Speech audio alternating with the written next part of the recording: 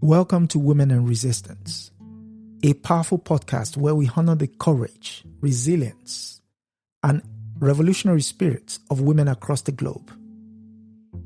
Hosted by Ayafubere Eneli Esquire and Adesoji Iginla, we uncover untold stories of defiance against systemic oppression, whether colonialism, racism, sexism, or economic injustice.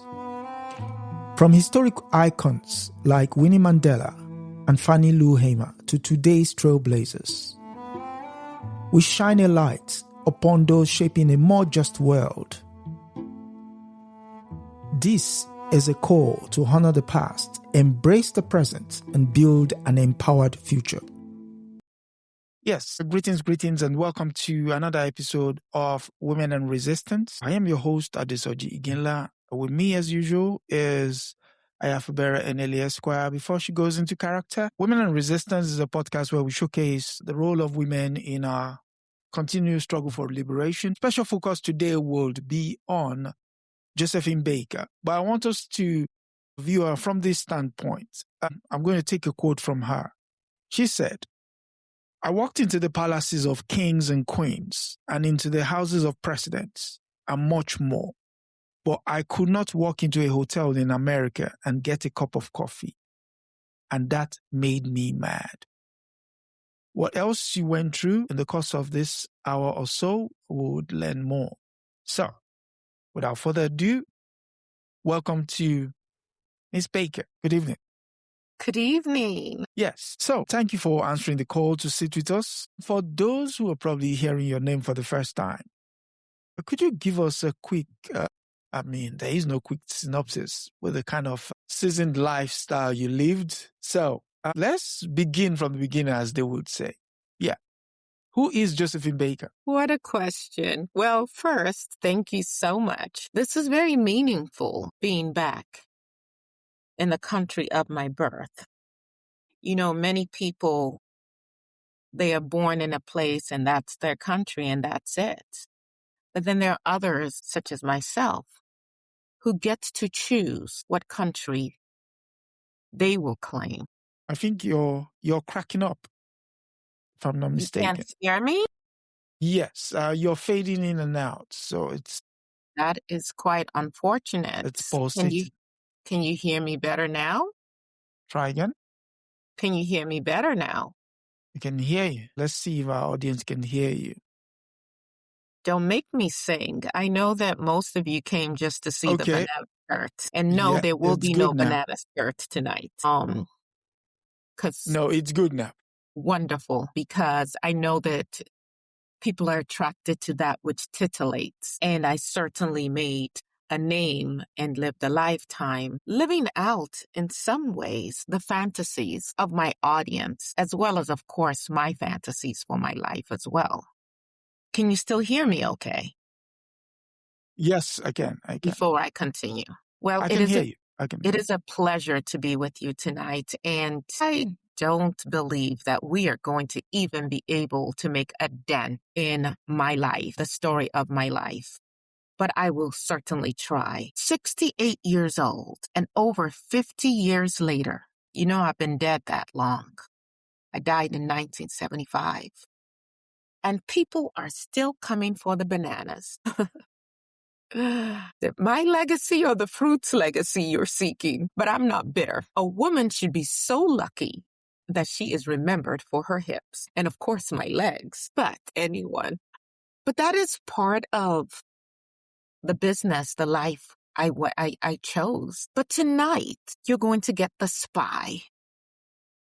You're going to get the mother of 12, the first Black woman ever to be carried into the Pantheon of France, the 6th woman in that whole marble mausoleum. 200 years of white men in togas. And you're going to get the woman who 3 weeks before she died put on sequins that were heavier than I weigh and danced for 2 hours straight at 68 years old, because the alternative was sitting down and being still.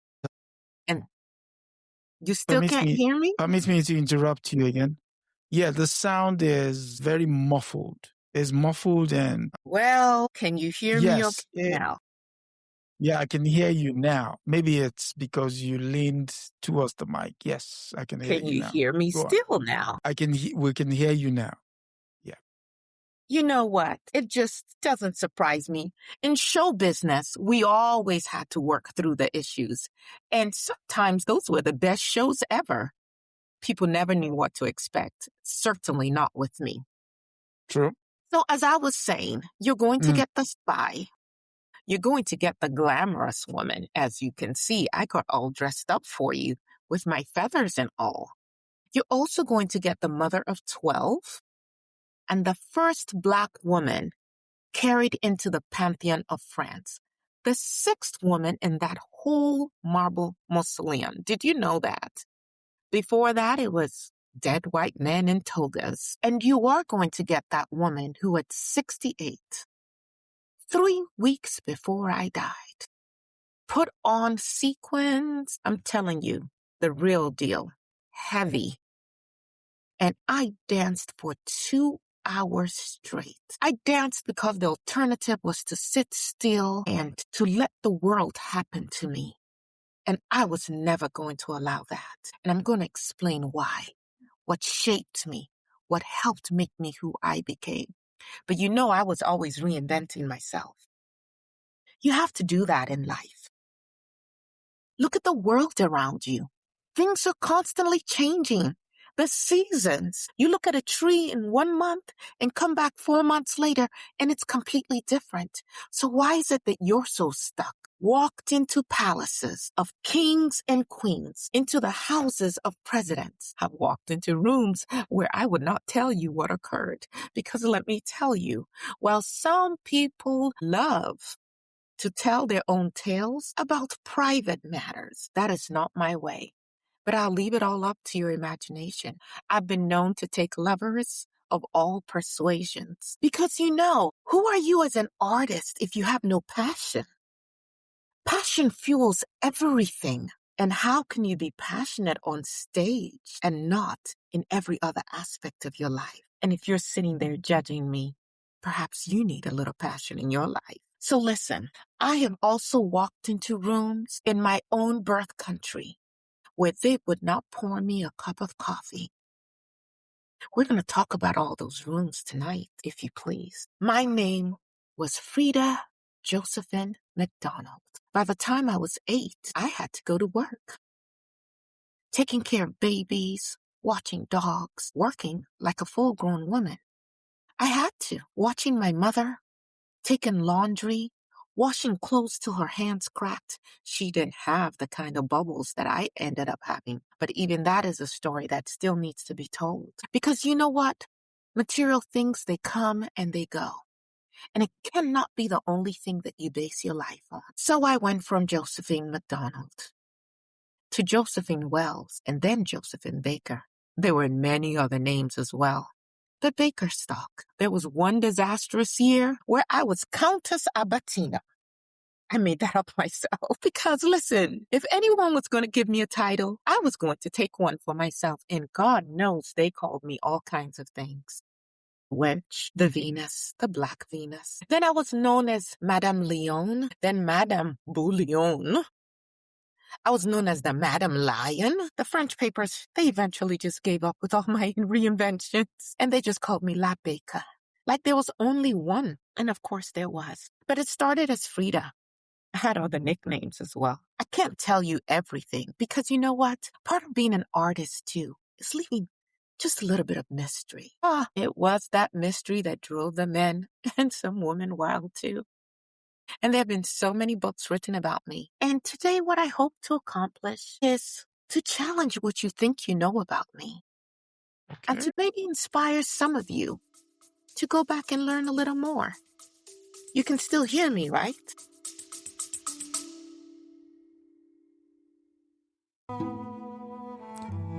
You are listening to Women and Resistance with Aya Fubera Eneli Esquire and Adesoji Iginla, where we honor the voices of women who have shaped history through courage and defiance.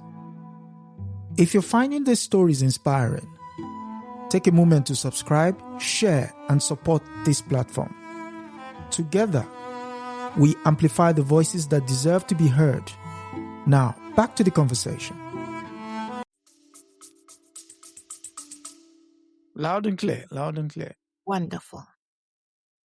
Well, it all started in St. Louis, Missouri, June 3rd, 1906. My father had several candidates for father my whole life and never once landed on a confirmed one. You see, I used to tell reporters he was a Spanish dancer. How exotic. You know, they were obsessed with the exotic. I understand they still are. I told other reporters he was a wealthy white man who never knew I existed. I told my own children 3 different stories before I died. Black and Native American as well. And who knows, maybe some white. But here's the truth as close as I can get to it. I don't know. When a girl doesn't know who she comes from or where she comes from, especially a little colored girl, she has only one option, and that's to decide where she's going. We were 8, 9, 10 people in 2 rooms over a shed. Told you I started doing washing and minding babies when I was just 8 years old. There was one family I'll never forget. I want you to sit down with this for just a moment. She made me sleep in the coal cellar with her dog because she said colored children and dogs slept in the same anywhere. Now, I was always known for my sense of humor, so I definitely intend to make you laugh tonight. I'm going to crack some jokes. But I also want you to remember underneath all of that gaiety and the bubbles and, wow, the amazing life that I lived.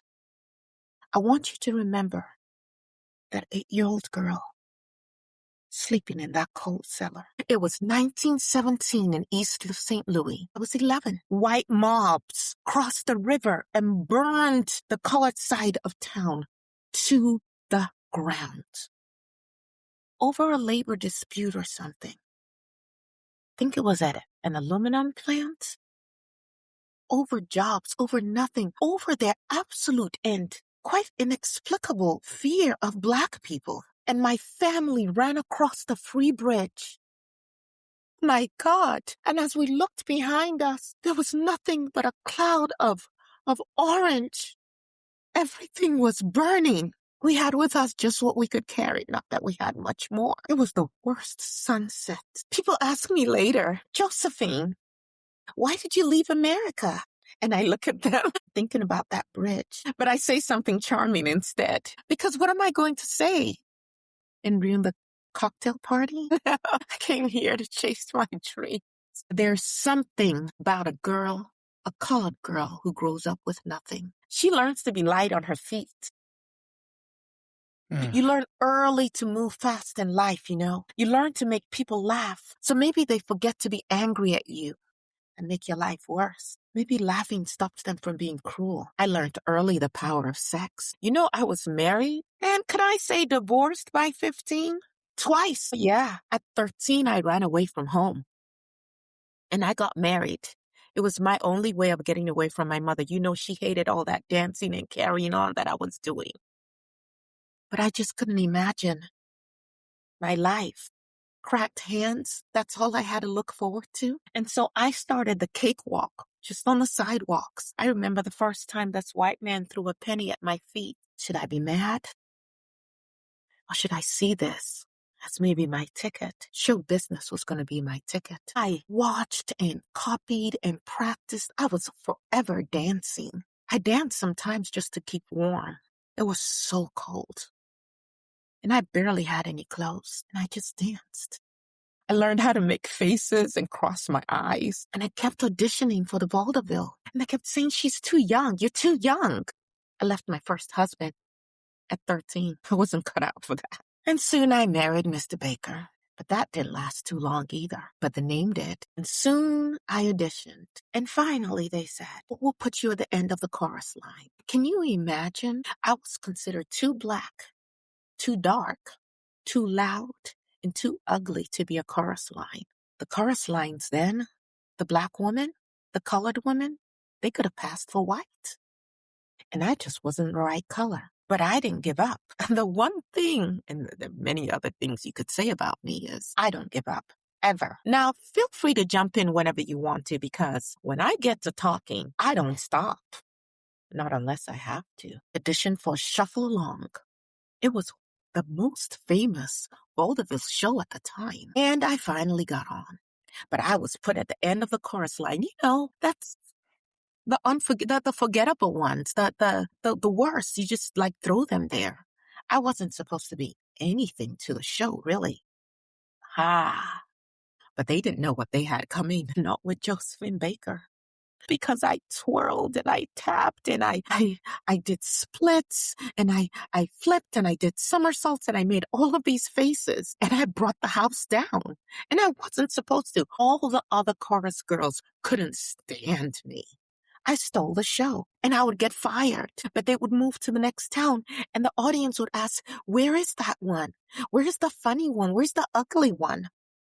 And they would hire me again. I never stopped practicing. You know, you can go do the research yourself, but Ethel Waters couldn't stand me either. But she actually had a role to play with my big break. Because you see, the woman who was recruiting acts for France, she actually wanted Ethel Waters, but she was busy. She couldn't take it. Okay. And she offered it to me, making more money than my mother made in an entire year washing white people's laundry. And off to France I went. I was 19 years old. What did I know of France? I'm not even sure I'd ever heard of it. Yeah, I mean, I'll give them their due. Winnie Wells, that was my first husband. Can't rightly say I actually got divorced. But, well, too dark, too skinny, too young. I was always too something. Maybe some of you can relate to that. What is it that you are too much of? And what are you going to do with that? Me? I did everything. I did everything the other girls were trained out of doing because nobody had trained me into anything yet. That kind of followed me through my life, you know? And being funny? Yeah, I wasn't afraid to be the funny one. Because that's, at that time, all I was allowed to be. The dark, funny one. 6 days on the ship. 6 long days I stood at that rail every night, looking across the great expanse of water, like it owed me an answer. Something stirred on the inside. Been across these kind of dark, big waters before. Maybe not me, but people who looked like me. I kept thinking, where am I going? What if it doesn't work? Do I go, is St. Louis really home? And then I'll think, no. I can't go home to that. There's only one way, and that way is forward into whatever is coming on that dock when we get there. There's no going back. No. It was Paris in 1925. I stepped off that gangplank. Frida Josephine McDonald from Graville Street in St. Louis. And within 6 weeks, I was something the French newspapers didn't even have a polite word for. So they invented several. Most of them embarrassing. A few of them, they were true. You want to know what I did to earn that? Some stories will not be told. Some stories people have told about me. I'm not debunking anything or admitting to most of it. Believe what you will of me. But then look at the expanse of my life. It started with the La Revue Negre. They billed it as savage. They wanted a savage. French Paris, the whole continent had just crawled out of a war that proved white civilization could slaughter 18 million of its own people without breaking a sweat. And what they wanted desperately, hungrily, was something they could call primitive and free and alive and have it not be themselves. So I gave them what they were asking for. Good. And I want to be honest about that here, 50 plus years after my death, because nobody's going to be honest about it for me. I knew exactly what role I had been cast in. The naive jungle girl, the unspoiled animal. Half the white intellectuals who fell in love with me that season fell in love with a costume I built on purpose. Yeah, I built it out of every rumor they already believed about me and about Black bodies because of that costume, worn by a 19-year-old poor colored girl from East St. Louis. Was it a cage? Was it also the first stage in Europe where a girl who had slept in a cold cellar at 8 years old got to stand under a spotlight and have 4,000 people screaming her name? You have to understand, I had never in my life had the luxury of a clean victory. I took the dirty ones, and I'm not sorry. Was I naked on stage? No matter what your grandfather or others may say, yeah, your grandfather was watching. There was a skirt. There was always technically a skirt. I simply didn't have any clothes on. Can you imagine? By the second week in Paris, or Paris, as we would like to call it, Yeah, Paris. Picasso was sketching me from the wings. Hemingway called me the most sensational woman anyone had ever seen. All those primitive dreams of theirs, we stir their loins all the time, still do. Colette wrote me letters. The architect, the one who thought whole cities should look like machines, he drew me, he painted me, fell so hard in love with me. Or was it lost? On a steamship crossing years later, that his wife had to physically intervene. I was a sex symbol not just for the men. The Parisian women actually started to copy me. And somewhere in St. Louis, my mother was still washing other people's laundry. And you know, those two facts were true at the same time on any given Tuesday. 1926, 16 bananas, rhinestone tipped, on a belt that cost more than my mother's house. I walked out in that skirt and a continent's idea of modern glamour reorganized itself around my hips by intermission. You know what's funny? I designed it, I told you. Yeah. Although people want to say it was the French impresario or whatever, you know, like I was a souffle that he pulled out of the oven. And he invented me. No, it was that little girl at 11 on a burning bridge deciding she would never again be the one in a room without power. I took power any way I could get it. And if it was my legs and my body and my hips, then so be it. Everything after that was just costume changes. I had a pet cheetah. Did you know that? Her name was Chiquita. She wore a diamond collar.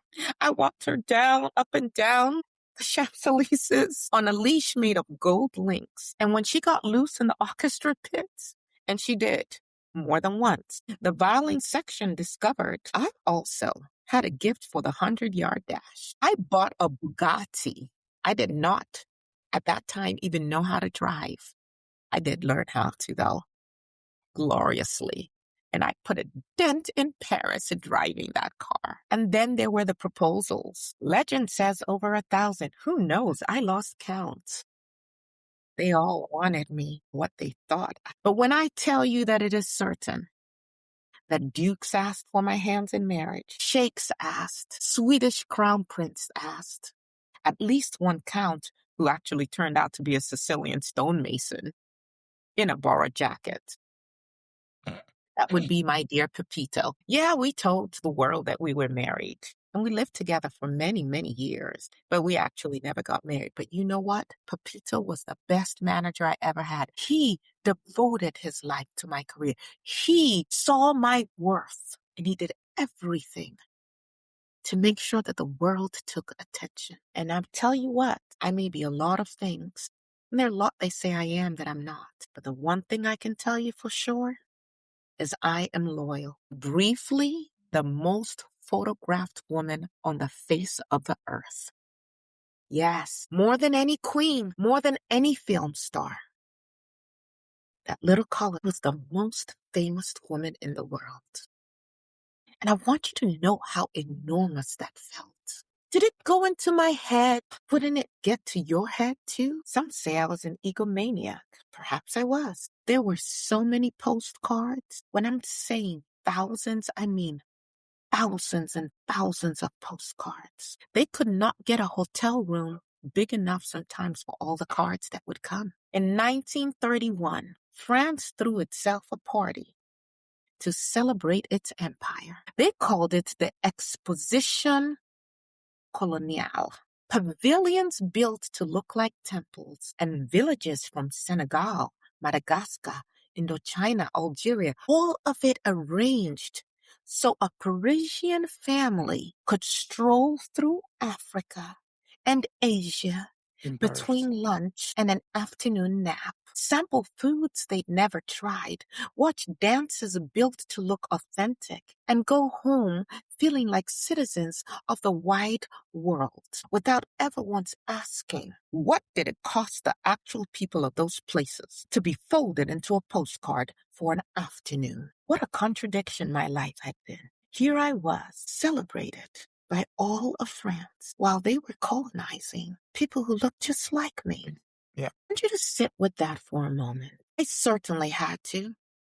An American girl from St. Louis, no more connected to Senegal or Indochina than the Eiffel Tower, is made into the smiling face of an empire. They made me the queen of that exposition. Did you know that?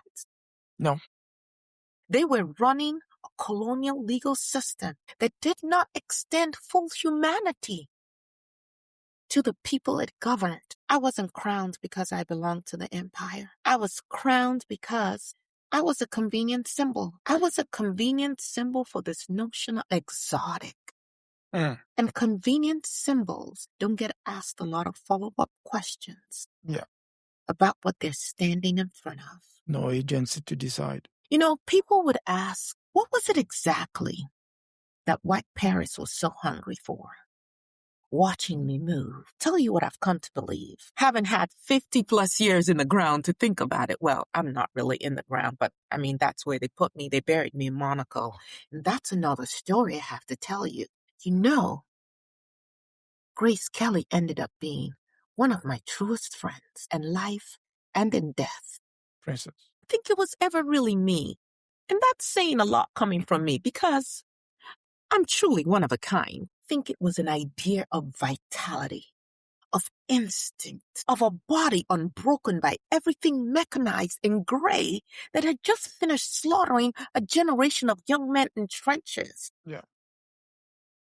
I think it's our vibrancy, our resilience, our ingenuity, the way we can turn anything into magic. I think that's what drew them. Because you know, before me, there were others. I believe you had occasion to speak with Sarah Bartman. Yeah. Have you had a chance to speak with Florence Mills? Because Florence Mills definitely helped pave the way for me. No. Subsequently. I know you most recently talked with the McCoy twins, didn't you? They've always been fascinated by us. How is it that they are what they are? What are they? They can't get enough of. And the fact that I could live so vivaciously, so freely, I think it enthralled them. It called to something deep within them. They poured that hunger of theirs into my black body. True. It's not love, it's an appetite. And 4 years later, after that crown, when Mussolini's army marched into Ethiopia, the one African nation that had never been colonized, the nation that mattered most symbolically to every black person watching from Harlem to Dakar, I said things in sympathy with the Italian side. Honestly, I'm not proud of that time of my life. And the black intellectuals and the anti-colonial organizers living in Paris, they noticed. And you better believe they never fully forgave me. And they were right not to. I had spent a decade learning to survive by reading Which Way the Wind Blew and bending myself to it. That instinct kept me alive. And it also, perhaps when it mattered most, at least mattered enormously, put me on the wrong side of history while history was still being written. Now, you can judge me if you want. People love to judge me. But my question for you is, how many of you have that streak in you where you make decisions because they're going to aid in your goals? I'm telling you this myself because I spent my whole life curating exactly which parts of my story got out. You want to know a secret? Go on, tell us. I'm still curating. Now, before you decide that that's all I was, an ambitious colored girl, a woman who let an empire dress her up and call it a coronation, and then supported the page. let me tell you about Miss Dinguette, because I contain multitudes, and at least one of those multitudes is extremely pretty and petty too. Miss Dinguette, she was the reigning queen of the French music hall when I arrived. Beloved, established, insured. Her legs were insured for 500,000 francs. Hello? And when I arrived, 19 years old, uninsured, unbothered, she took notice. As France took notice of me. She did not much like what she saw. To a journalist, she said of me, she's a savage from the American jungle. Well, the journalist came to interview me, and I said, I find her quite delightful. And then on opening night of my own show across town from hers, I had my driver loop my car past her theater 4 separate times, slowly, with a top down, in full sequence, waving at her marquee like it was an old friend. I did say I was a little petty. Well, I must skip ahead because there's so much to share, and I don't know where the time has gone. There's more. Certainly, you can go and read and discover, and there's so many documentaries and films and interviews of me now. But I want to tell you about 1936. I came back to the United States of America. First Black woman ever billed above the title on a major marquee on a white Broadway stage. And I thought gloriously, this is the night they finally let me come home all the way. But nothing much had changed in the USA. As a matter of fact, with the Jim Crow laws, actually things looked a lot worse. And the reviews called me a Negro wench, a buck-toothed Negro wench. 20,000 people a night had stood up and roared for me in France. And in my own country, it's a punchline in a column inch. So I went back to France. And I want to be very clear that that decision was because for years, the American papers wrote it up like I simply preferred Paris. But no, there was more to why I went to France. Went back to France. And when I went back to France, I married a sugar broker named Jean Leon, and I gave up my U.S. citizenship, became a Parisian. I picked my country. 6 years later, that decision almost killed me. French resistance. Hello? Resistance. You must understand, it was 1939. There's no more time for feathers, not in quite that way. I still wore them, but on different stages this time. To get dressed with you right here, easy wears. French resistance. It doesn't much matter. Hold 1 second.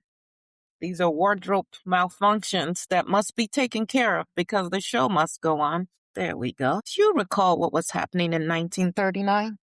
So 1939, Europe was overrun by the Nazis. Paris was effectively under the Vichy government. The sitting government of France was based in Senegal and Central Africa. And French resistance were running the streets of Paris, trying to dislodge the Nazis. Do you know what role I played at that time? For you to have been enrolled, then you will have played the role of intelligence, which is what I did. Yes. And it's been a while since I've had to put my jacket on, but I wanted to because this is such an important time in my life and what occurred. And it's important that you know this story because I'm so often frozen as that banana girl. The French counterintelligence, the French counterintelligence service came to me.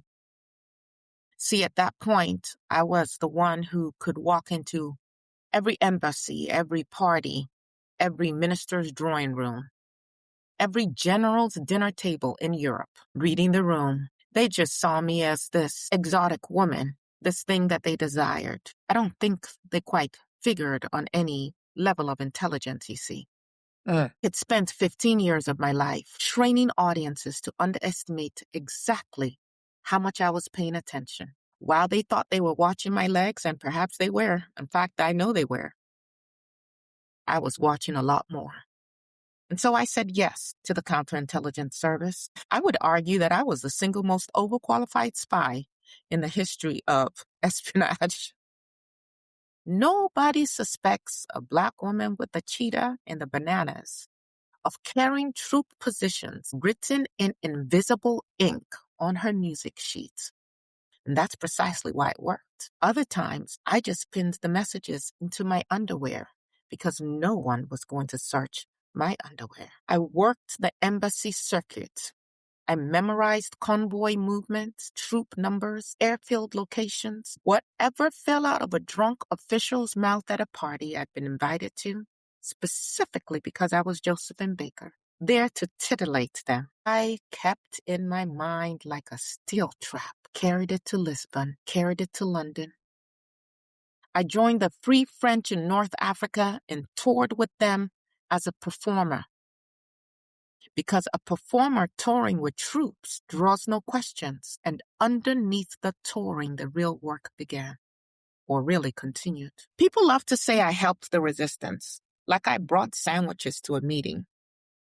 I want to correct the record here.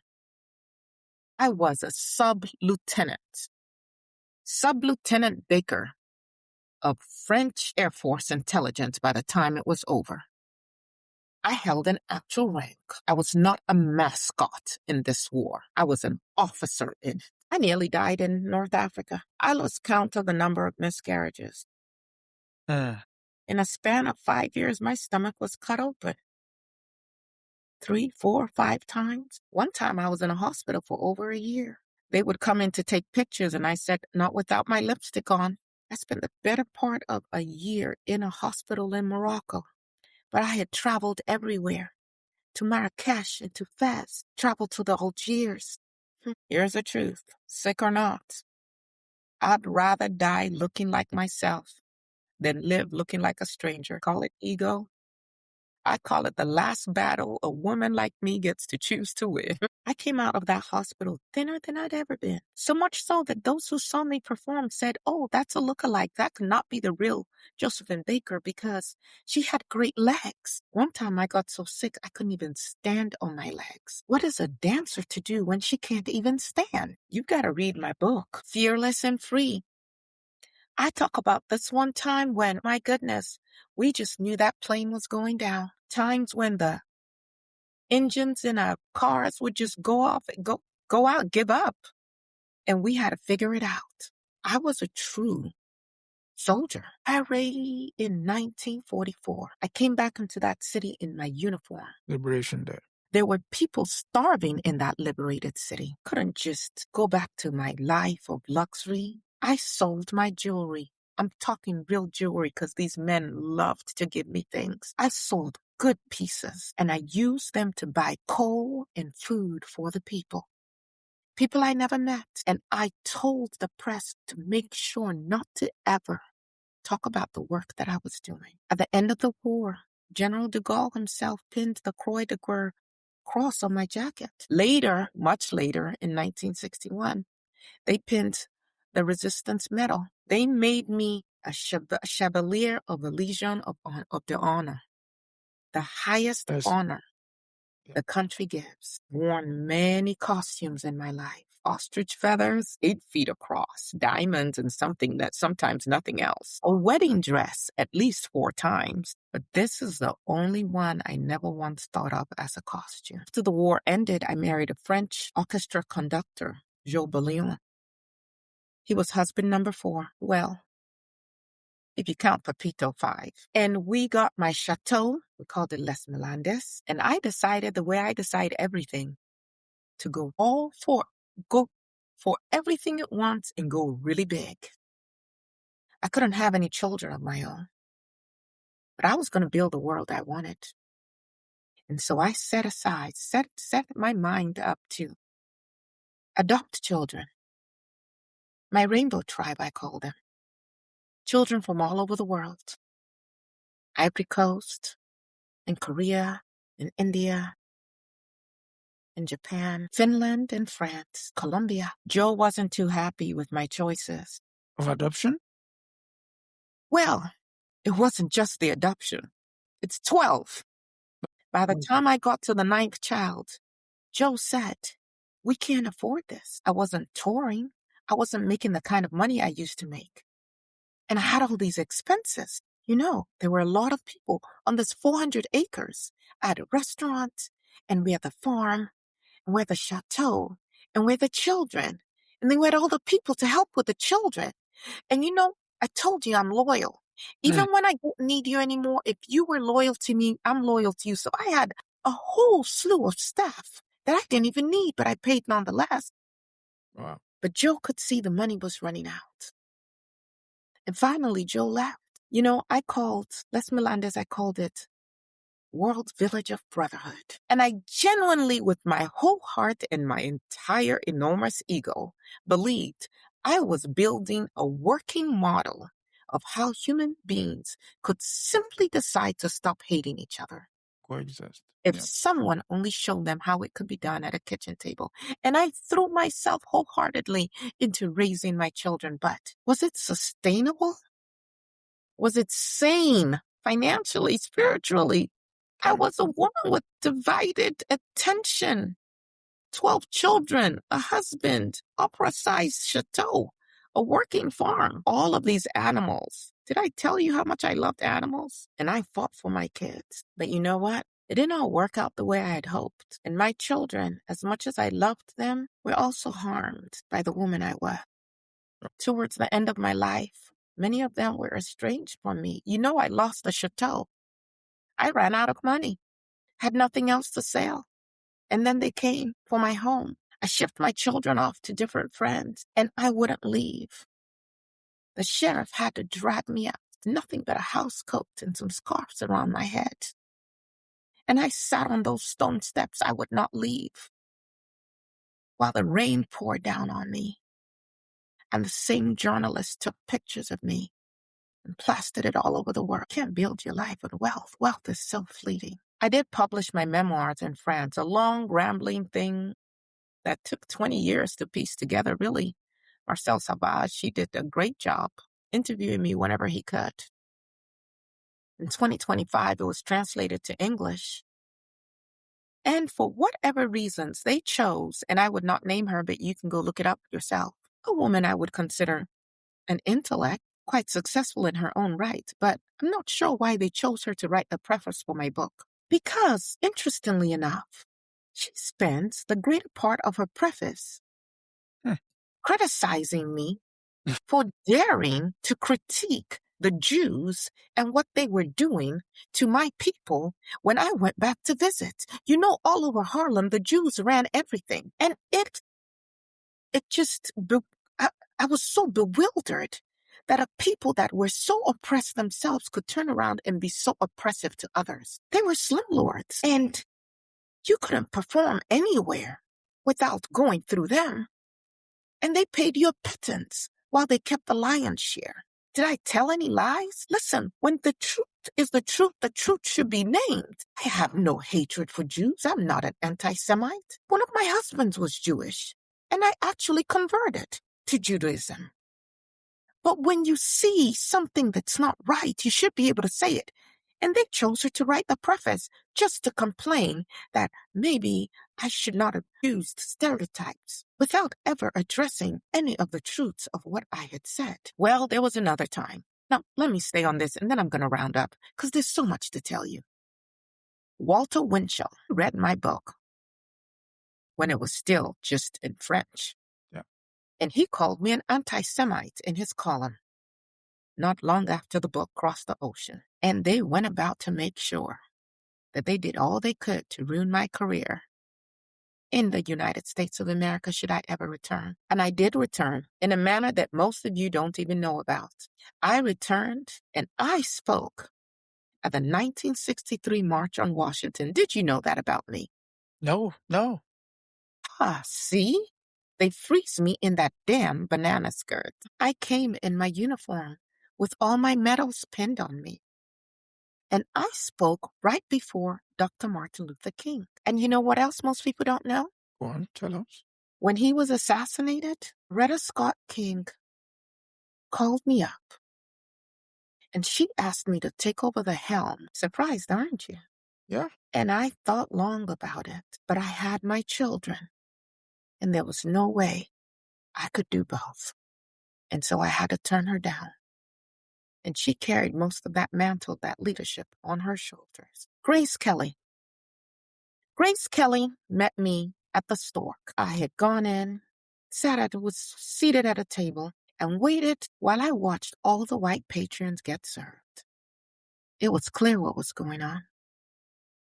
And when I protested my treatment because of the color of my skin, Grace Kelly stood up from her table where she was sitting not too far from me. And she walked right out of that restaurant right alongside me. And that was the beginning of our friendship. And years later, when I was kicked out of my home and had no place to live, Grace Kelly and her husband offered me a villa in Monaco and set up a grand tour for me as well, which launched my career again. And when I died, after my glorious performance at age 68, and after I was given a military funeral in France where 20,000 people lined the streets of Paris, my family coordinated with Grace Kelly for me to be buried in Monaco. And that is where I still reside today, at least my bones. And so when they carried that coffin into the Pantheon, it was actually an empty coffin, but with my medals pinned on the flag on top. I have lived so many lives. Indeed. And I am proud of every iteration. It was November of 2021, 46 years after my death. France carried that cenotaph, as they call it, draped in the tricolors, down 4 blocks of red carpet from the Luxembourg Gardens and placed it in the Pantheon, the resting place of Voltaire and Victor Hugo, of Marie Curie, first Black woman, first American-born citizen, from St. Louis, first entertainer of any kind in the history of that building. That coffin held soil from 4 places: St. Louis, where I was born, poor and Black and female; Paris, where I became somebody's idea of glamorous, and then several other things besides that; Les Melandes, where I tried messily, naively, sincerely, egotistically, to build a small country out of love instead of blood; and Monaco. The French president stood in front of that flag-draped box and called me, among other things, more French than France itself.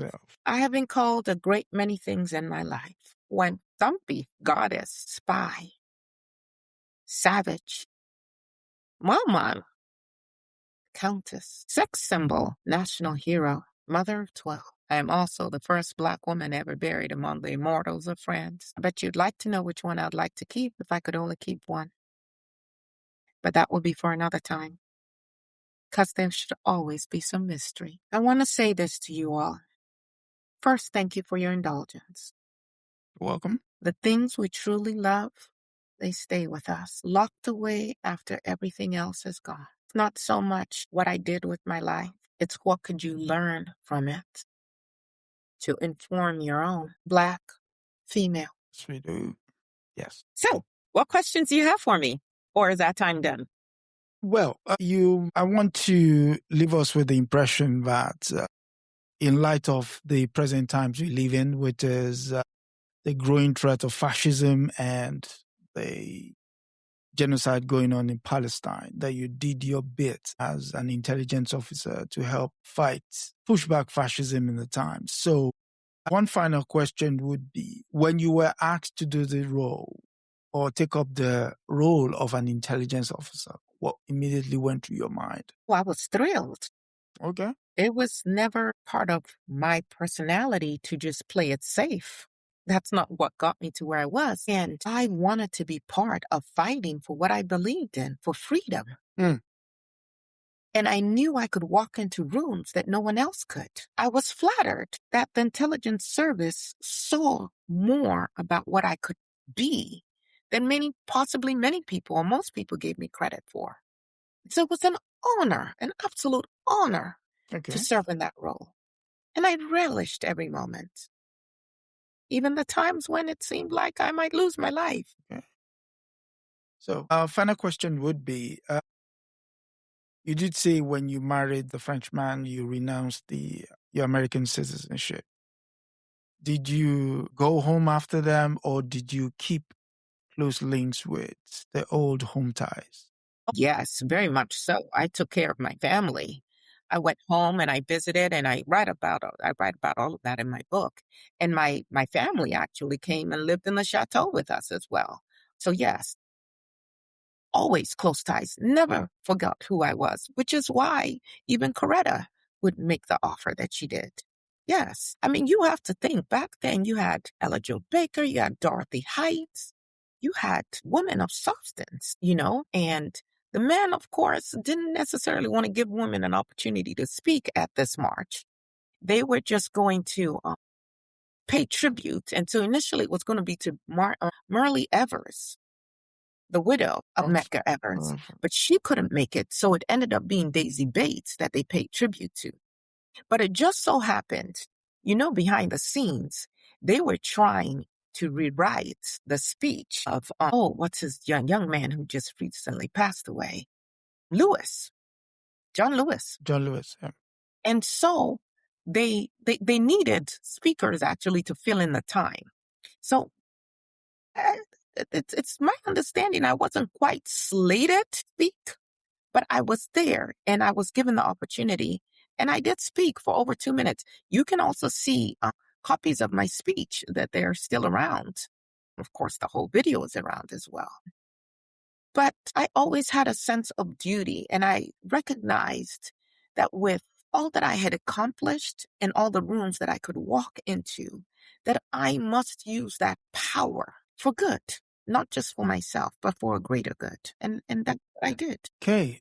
That said, any final thoughts? Like I said, there's so much that I had to leave off, but I would take any questions if any of your audience has questions, because it's always important to me to make sure that I meet the needs of the audience. I mean, that is what I did. And I'm not going to sing or tap dance for you today in any way, shape, or form, or dance the Charleston, but perhaps you can each go and watch a video of the Charleston. We need to bring back those dances in those ways.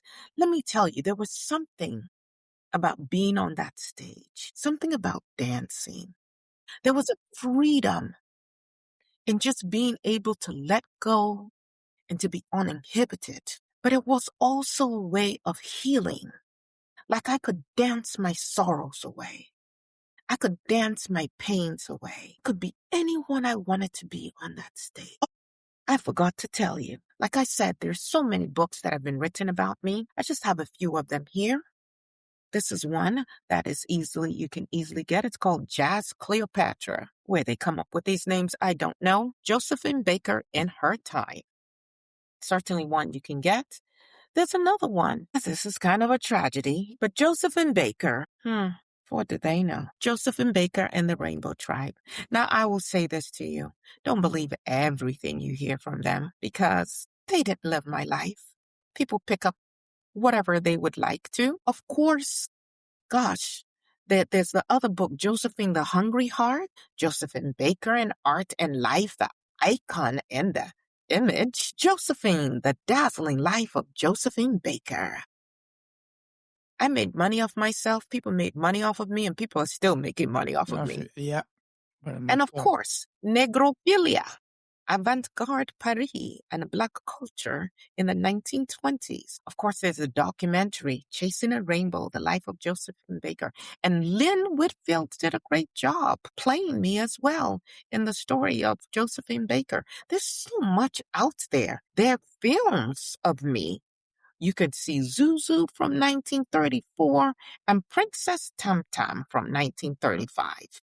La Sirène des Tropiques. You know what? You watch these and you can see all the stereotypes they had of us. And that one was in 1927. The Josephine Baker story, now that came out in 1991 on HBO.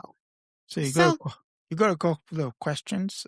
You do, sure. Yeah, so the first of which is, what did she die from? Old age or just... Well, I'd had a series of strokes. I'd had a couple of strokes and formed. And when my friend came in to rouse me from my nap, so that I could prepare for another performance. She saw me laid out on my bed with articles, with reviews from my past shows strewn all around me. It was the best way to go. And I had slipped into a coma. They say I had a heart attack. Yeah. And You know what? When I was taken to that hospital, Joe came. Every man that I loved who was still alive, who I had married, they still came. so How long did I live in Monaco? yep.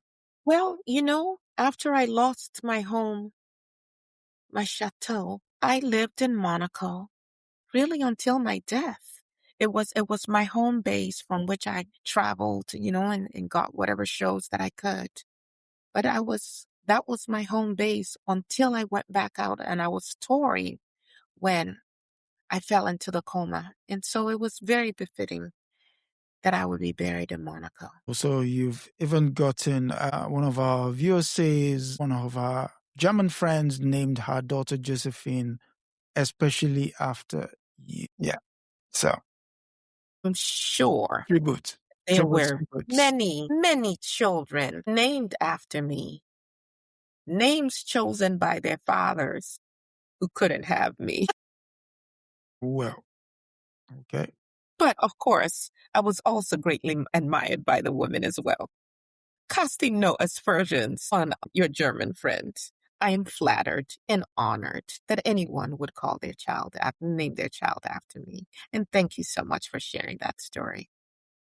Yeah, thank you. And yes, and with that question, we've come to the end of this week's episode of Women in Resistance. And next week, it will be the turn of Dada Masiti. And yes, again, it's part of the duty we have bestowed on ourselves here to do, which is to run through the lives and times of women, great women, some that you know what they got up to. In the case of Miss, I have a question really quickly. I know you have to end. I would love to hear from your audience. Did you know of me before tonight? And if you did you learn something else about me tonight? I would really like to know. Come on, tell me. And for the young ones, use your bodies. Use everything you have while you can. hello. Okay. It's about who gets to define you and how you wield that power. And I learned about power being in all those rooms. So let's see, what do your people say? A quick poll. There is a couple of people who do, and someone who said no. This is their first time. So. And did anybody learn something new tonight? We've not gotten a feedback yet. Certainly hope you did. Maybe not even so much about myself, but about yourself as you listened. Well, let me see. There's a new message for new. Okay. So yes, when visiting Paris, I learned of you. That's Miss June Liggins. Yes and yes to both. Knew she was a character. Knew she would show up tonight. She did. Always show up. I learned so much tonight. I heard of you tonight. Was my first time. I didn't know you were so bold. You had 4 or 5 husbands. Wow. And many more lovers than I will even share. Okay. So, yeah. Next week will be the turn of Dada Masiti, and what she's about we would hear. We've spoken to tonight Josephine Baker, who doubles as intelligence officer in the French resistance and married 4 or 5 times. Numerous liaisons, which she would not readily go into details of. She would not go into. Married at 13 as well. Yes, that's another key aspect. So, yes, Ms. Baker, thank you for coming through today. And to our audience, yes, it's been a pleasure coming again this week. Next week, it will be the turn of Dada Masiti. Until then, it is good night and God bless. That is it for this episode of Women in Resistance. Thank you for joining us in amplifying the voices of women who challenged injustice and changed the course of history. Be sure to subscribe, share, and continue the conversation. together, remember, we honor the past, act in the present, and shape the future. Until next time, stay inspired and stay in resistance.